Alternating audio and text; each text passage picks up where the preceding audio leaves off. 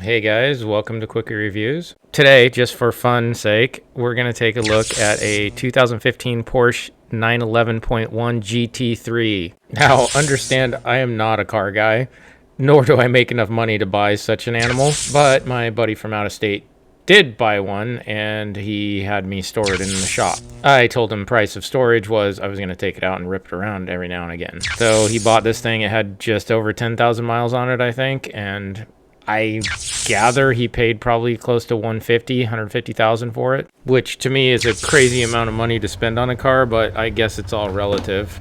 Beauty is in the eye of the beholder. This car is a good-looking car, but before I was informed and educated on what it was, it never would have turned my head just because it looks like any other Porsche to me. The few times I drove it around, though, it definitely did turn some heads. Usually dudes. I didn't see any supermodels looking at it. Hello. The very first thing I noticed about the car is it's a pain in the rear to get into. It's even more of a pain in the rear to get out. The second thing I noticed is the keys on the left side of the steering wheel. That's weird, but okay, I guess Porsche. And then the next thing I noticed, you start it up and it sounds, honestly to me, it sounded like a 1975 Volkswagen. If you close your eyes while it's sitting there idling, you can imagine you're sitting in Herbie the Love Bug, which completely belies its nature when you stand on it. When you stand on this thing, it sounds like a chariot of the gods. I've never heard a car that sounds so amazing.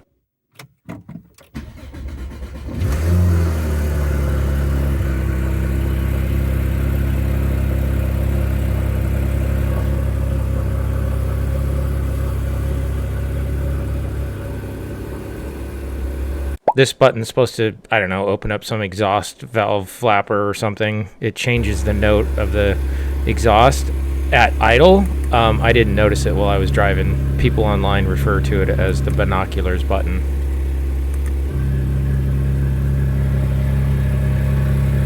The GT3 has what they call a PDK transmission. I'm not even going to try and pronounce this German word, but basically it has 7 gears. It drives like a normal car when you're driving it around. I mean, it does feel like a go-kart, but it's pretty mild-mannered when you're just putting around.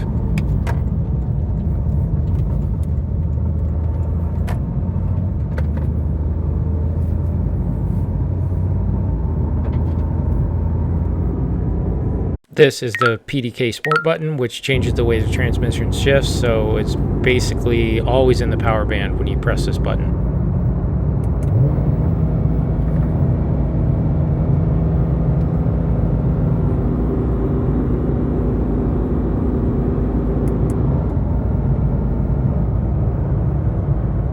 This thing has launch control. You just stand on the brake, mash the gas pedal all the way to the floor. It holds it at about $7,000 and then let the brake pedal go. Unfortunately, when I did this run, I forgot to turn my draggy on record, so we just have B-roll film.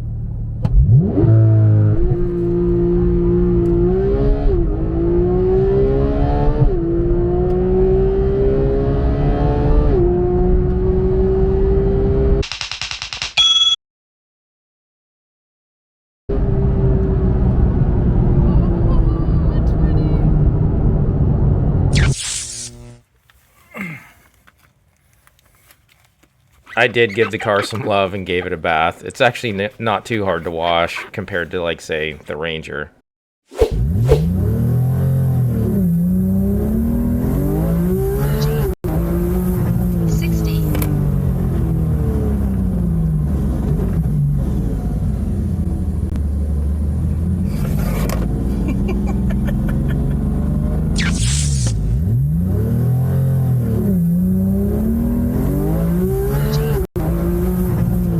I had let off right before I hit 60, so maybe another 0.2 seconds faster, I guess.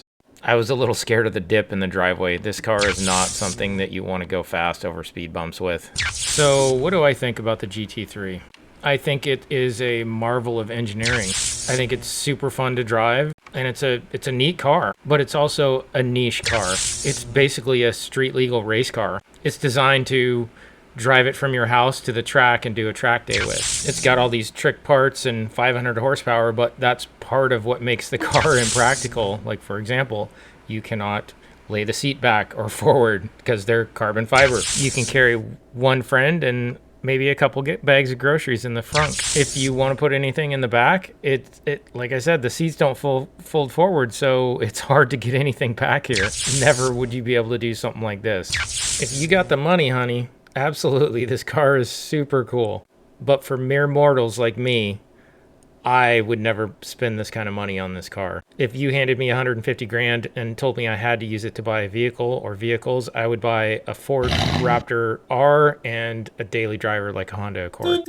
Or maybe a Bronco Raptor instead of the Raptor R. And that's why, for me, this poor Porsche gets a red thumbs down. And I realize I have just one crappy opinion from a non-car guy, but I'd love to hear your opinion down below if you disagree with me. Thank you so much for taking the time to watch my videos. I'll see you in the next one.